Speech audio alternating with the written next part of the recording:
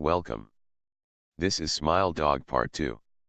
This purported reaction in the viewer is one of the reasons the phantom-like smile.jpg is regarded with such disdain, since it is patently absurd, though depending on whom you ask, the reluctance to acknowledge smile.jpg's existence might be just as much out of fear as it is out of disbelief.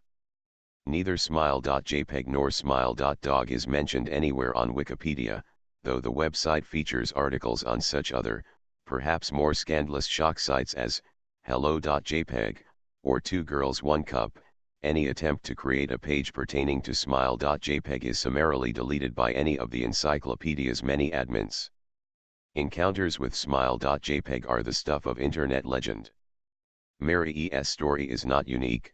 There are unverified rumors of smile.jpg showing up in the early days of Usenet, and even one persistent tale that in 2002 a hacker flooded the forums of humor and satire website Something Awful with a deluge of smile.dog pictures, rendering almost half the forum's users at the time epileptic.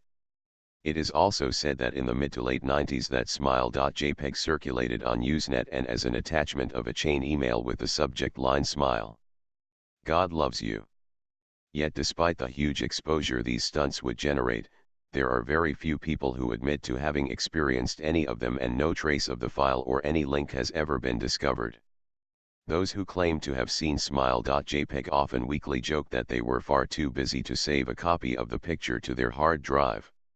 However, all alleged victims offer the same description of the photo: a dog-like creature, usually described as appearing similar to a Siberian husky, illuminated by the flash of the camera, sits in a dim room, the only background detail that is visible being a human hand extending from the darkness near the left side of the frame.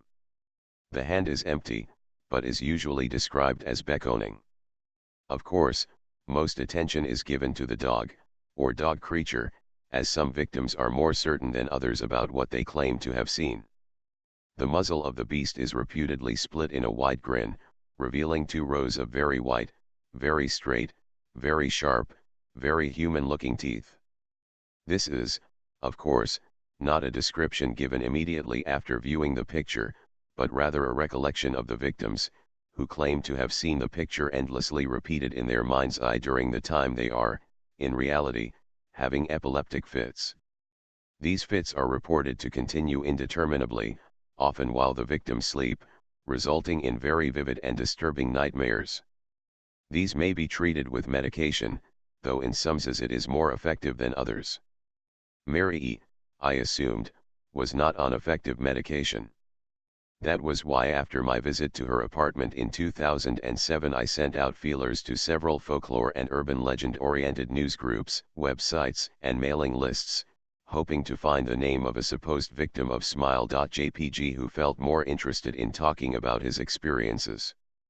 For a time nothing happened, and at length I forgot completely about my pursuits, since I had begun my freshman year of college and was quite busy. Mary contacted me via email, however, near the beginning of March 2008. 2. jml@.com. From mary@.net. SUBJ, last summer's interview. Dear Mr. L. I am incredibly sorry about my behavior last summer when you came to interview me. I hope you understand that it was no fault of yours, but rather my own problems that led me to act out as I did. I realized that I could have handled the situation more decorously, however, I hope you will forgive me. At the time, I was afraid.